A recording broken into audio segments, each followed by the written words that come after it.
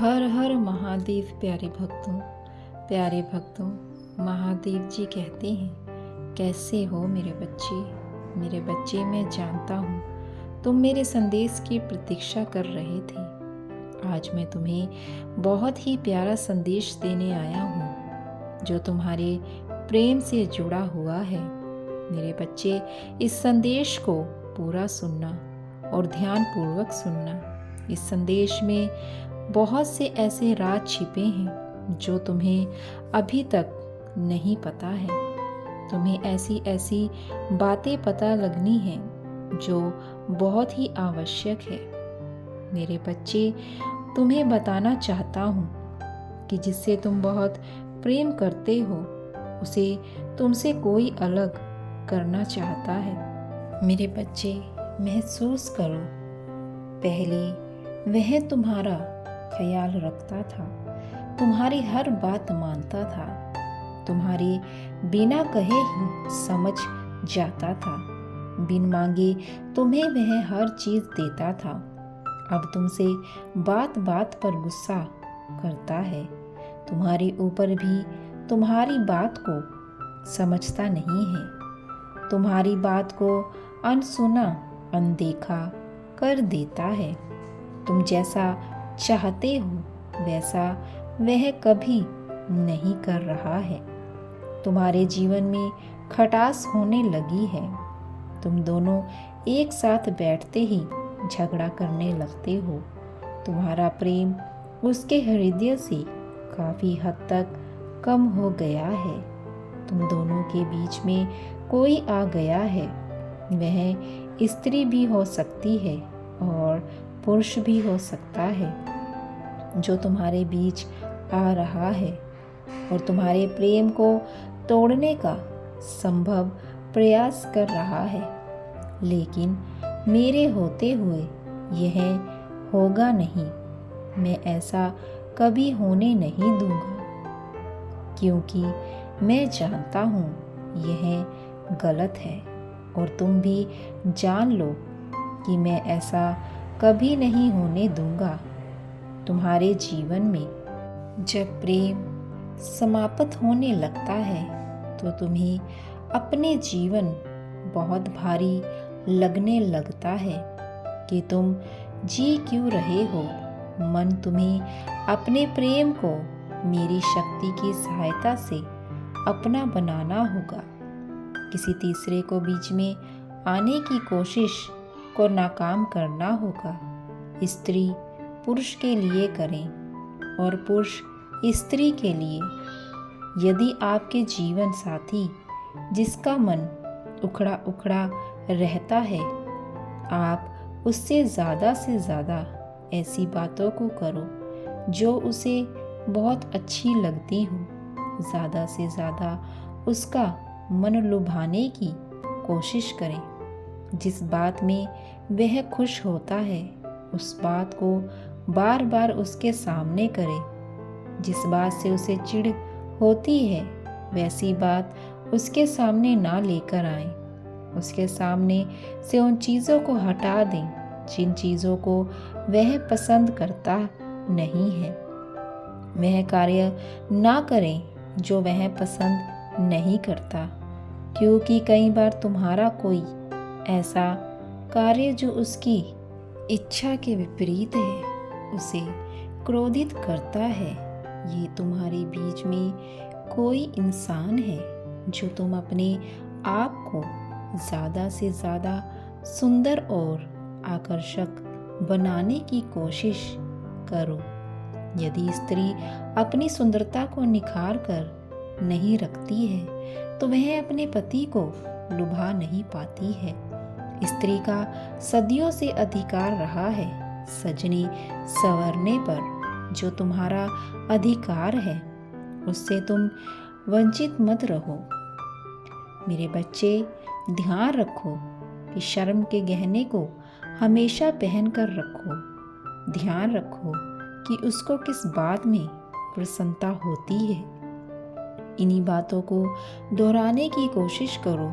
उसे उसी जगह पर लेकर जाओ जहाँ पर पहले की यादें उससे जुड़ी हुई हैं। उसके आसपास नकारात्मक ऊर्जा जिस चीज़ से उत्पन्न हो रही है, उस नकारात्मक ऊर्जा को दूर करने के लिए तुम उन चीज़ों को उसके पास से हटा दो, क्योंकि कई बार तुम्हारे रिश्ते को तुम्हारे आसपास के वातावरण में विराजमान चीज़ें होती हैं, जिससे तुम्हारे बीच नकारात्मक ऊर्जा तुम्हारे जीवन में तुम दोनों के बीच प्रवेश कर लेती हैं और दूरियां पैदा करने लगती हैं, जो कि ना तो कोई इंसान होता है और ना ही कोई परिवार का सदस्य, बल्कि एक ऊर्जा होती है। मेरे बच्चे, अपने प्रेम को मजबूत करने के लिए अपने आसपास की शक्ति को बदमान करने के लिए जब तुम सुबह उठते हो तो उठकर स्नान के पश्चात सूर्य देव को जल अर्पित करना अति आवश्यक होता है। वह छोटे छोटे कार्य, तुलसी में जल डालना, मंदिर के समक्ष खड़े होकर प्रार्थना करना तुम्हारे आसपास अपना ऊर्जा और विद्यमान करता है और तुम्हारे प्रेम को मजबूत प्रदान करता है। मेरे बच्चे, जो मायूसी के बादल तुम्हारे ऊपर छाए हुए हैं, वह इस प्रकार विलुप्त हो जाएंगे जैसे कभी थे ही नहीं। मेरे बच्चे, तुम्हारा हृदय मयूरी की भांति नाच उठेगा। इस प्रकार तुम्हें एक साथ ही इतनी खुशियाँ मिलेंगी कि तुम उन्हें संभाल भी नहीं पाओगी। मेरे बच्चे, मैं जानता हूँ बीते दिनों में तुम संघर्ष से गुजर रहे हो, किस प्रकार सबके बीच रहते हुए अकेले रह रहे हो, सबकी उम्मीदों को पूरा करते हुए अपनी उम्मीदों को कैसे बिखेरा है। मेरे बच्चे, कठिन समय में तुमने सर्वश्रेष्ठ प्रदर्शन किया है, वही तुम्हारी शक्ति बन गया है। नकारात्मक शक्तियों के बीच रहकर हार के बावजूद तुमने काफ़ी हद तक अपने क्रोध पर नियंत्रण किया। तुमने अपनी ऊर्जा को दूषित होने से बचाया है। मेरे बच्चे, यही सफलता का कारण बन गया है। अब सभी लोग तुम्हारी सहायता के लिए तत्पर हो गए हैं। जिस प्रकार का जीवन तुमने कल्पना की थी, वही तुम्हें मिलने लगा है। मेरे बच्चे, मैं तुम्हें इतना सफल बना दूंगा कि लोग तुमसे मिलने को तरस जाएंगे। जीवन में तो उतार चढ़ाव लगे ही रहते हैं लोग, लेकिन मानव उसी उतार चढ़ाव को भाग्य का नाम देकर बैठ जाता है, बिना यह सोचे कि कर्म किए बिना तो ईश्वर भी साथ नहीं देते हैं। मेरे बच्चे, किसी के जीवन में जो भी कठिनाइयाँ आती हैं, वह उसके कर्मों का बोझ ही होता है, जिसे वह जन्मों से ढो रहा है।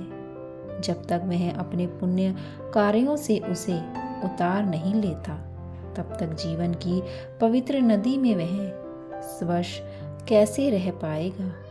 मेरे बच्चे, कई बार पुण्य आत्माओं को अधिक यातनाएं सहनी पड़ती हैं। उसका कारण यह होता है कि वह धर्म रक्षक होते हैं, जो कर्म फल से भी ऊपर उठ चुके होते हैं। ऐसे लोग स्वयं यातनाएं सहते हुए समाज को उपहार देने आते हैं। जैसे कोई समाज के लिए सूले चढ़ जाता है, तो कोई धर्म की रक्षा के लिए तलवार की धार पर चलता है। सृष्टि में कपटी लोगों को यह लगता है कि अधर्म की जीत हुई और सत्य मर गया, किंतु वास्तव में तो यह लोग देवदूत होते हैं, जो बार बार सत्य की पवित्रता के लिए आते हैं और बलिदान देते हैं।